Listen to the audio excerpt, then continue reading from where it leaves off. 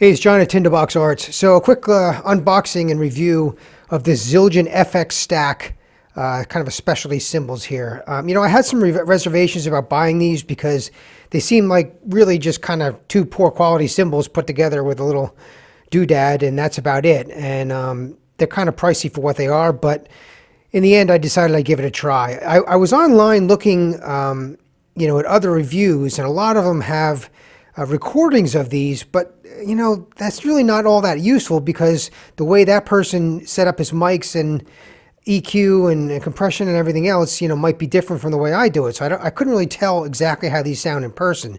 So I'm going to try to describe that with words as well as show you what they sound like. Now I got the 8-inch model, which is the smallest one, and I'm going to set it up. I'm going to show you why I got the small one and explain a little bit about what I'm trying to do here. Now the unboxing isn't really very exciting. Basically, you got a very small directions here. There's two ways you can set this up. One is stack one cymbal on top of the other one, which fits together perfectly, or you can set it up like a hi-hat, one opposing the other. Either way, it allows you to do. And basically all you're getting is this little doodad here. They call it a cymbolt.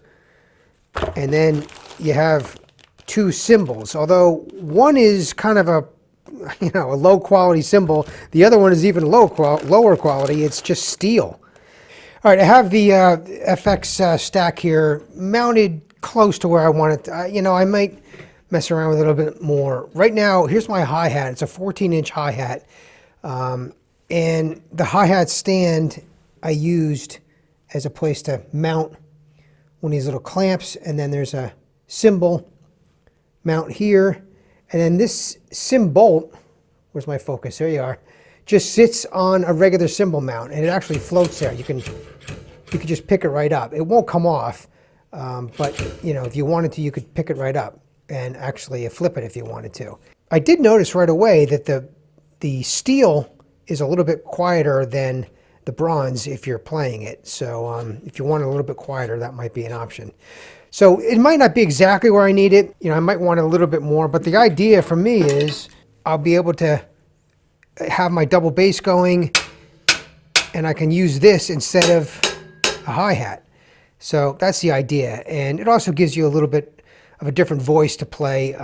You could go back and forth between the two.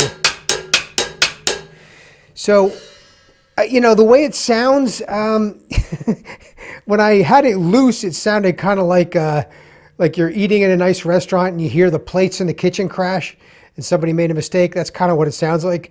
I imagine the bigger ones are even more kind of obnoxious. This little 8-inch, it's not too bad, but it is pretty loud.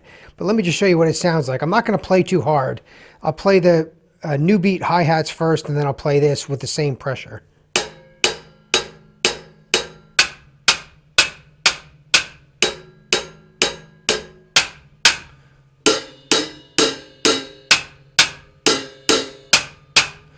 Just to give you some idea. So it's quite a bit louder than the hi-hat when the hi-hat is closed.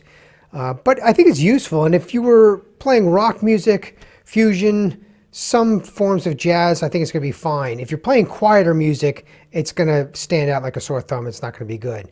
So is it worth buying this thing? This was $100 with the mount. That's pretty pricey. You could certainly find some cheap cymbals and make your own, and I think it would sound pretty much the same. But there's a certain amount of time and effort in doing that. If you bought a couple cheap cymbals and something like a cymbolt or something like that would work, a hi-hat clutch of some sort, you're probably up into $50-$60, maybe $70 or $80 by the time you're done. So it's not that much more just to get it done. It's a little bit overpriced, I guess, for what it is, but I think it's going to work for me, so I'm relatively pleased. I just want to see if I can get this mounted in a slightly different position, and otherwise I'll be good to go.